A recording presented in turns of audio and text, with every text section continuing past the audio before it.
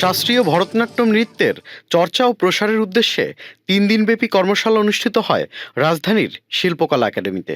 আসলে আমার উদ্দেশ্য ছিল এবং আছে যে বাংলাদেশের আনাচে কানাচে ভরতনাট্যম নৃত্যটাকে পৌঁছে দেয়া। আমি যখন শিখেছি কলকাতাতে গিয়েছি যখন হুগলিতে আমার গুরু শ্রী রাজদীপ ব্যানার্জির কাছে পরম্পরাতে, তো তখন আমাকে দাদা জিজ্ঞেস করেছিল যে বাংলাদেশে গিয়ে কি করবে। আমি একটাই কথা বলেছিলাম যে ভরতনাট্যম নৃত্যটাকে বাংলাদেশের অঞ্চল পর্যায়ে, জেলা পর্যায়ে, উপজেলা পর্যায়ে পর্যন্ত পৌঁছে দেবো, এটাই হচ্ছে আমার ইচ্ছা।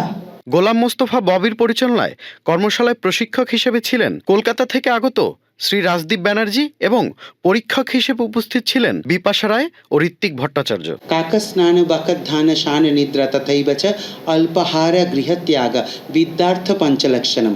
এই 5টা নিয়ম যদি আমরা মেনে চলতে পারি সারা জীবন বিদ্যার্থী হয়েই থেকে যাব। ওয়ালটন ফ্রিজ কিনে অনেকের মতো আপনিও হয়ে যেতে পারেন মিলেনিয়াল। সেরা পণ্যের সেরা অফার। বাংলাদেশে সম্ভাবনা is endless, sky is the limit. সমুদ্রের মতন, সেখানে বলাটাই ছোট করা হবে। আর খুব ভালো লাগছে যে এরকম ছোট ছোট কাজের মাধ্যম দিয়ে কালচারাল এক্সচেঞ্জ হচ্ছে। ভীষণ ভালো লাগছে, ছেলেমেয়েরা তৈরি হচ্ছে এবং শাস্ত্রীয় নৃত্যের যে চর্চাটা ও ওখান থেকে শুরু করেছিল, মানে আমাদের ভারতে থেকে শুরু করেছিল, সেটা এখানেও খুব সুন্দরভাবে চালিয়ে যাচ্ছে।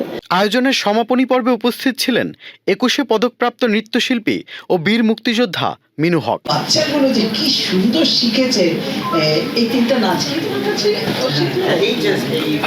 অসাধারণ অসাধারণ। তার সাথে আরো উপস্থিত ছিলেন তামান্না রহমান, আফরিনা আফরোজ চৌধুরী লুবনা, অনিক বোস, কস্তুরী মুখার্জি, ফারহানা চৌধুরী বেবি সহ আরো অনেকে। কতটা পরিশ্রম তোমাদের নৃত্যগুরু করেছেন এবং কতটা পরিশ্রম তোমরা করেছো, এটা আজকে মঞ্চেই তোমরা প্রমাণ করে দিয়েছো।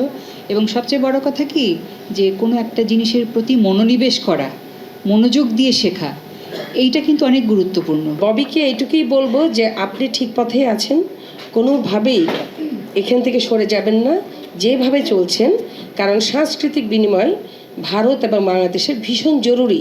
যদি কোনো ছাত্র ছাত্রীর প্রশংসা করা হয় তখন গুরু এমনিতেই উপরে উঠে যায়। এত সুন্দর গোছানো কাজ, মানে আমি অবাক হয়ে দেখছিলাম যে কোনো কিছুতে কোনো কার্পণ্য নেই, কোনো ছেদ নেই, কিচ্ছু নেই। আমি প্রথম হয়েছি বলেই যে আমার সব শেখা হয়ে গেছে সেটা না, সেটা কিন্তু না। এটা এই জিনিসটাই পুরোটাই একটা চর্চার বিষয়।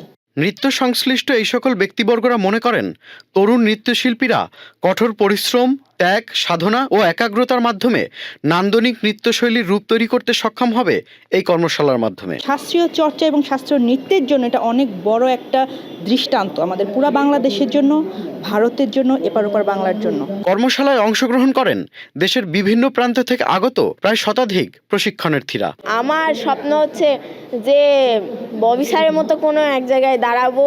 ভরতনাট্যমে অনেক কিছু শিখেছি, আজকে আমার অনেক ভালো লেগেছিল। আয়োজন শেষে উপস্থিত অতিথি ও পরীক্ষকদের ফুল এবং উত্তরীয় দিয়ে বরণ করা হয়। পাশাপাশি সকল প্রশিক্ষণার্থীদের সার্টিফিকেট প্রদান করা হয়। Tanvir Limon, channel I.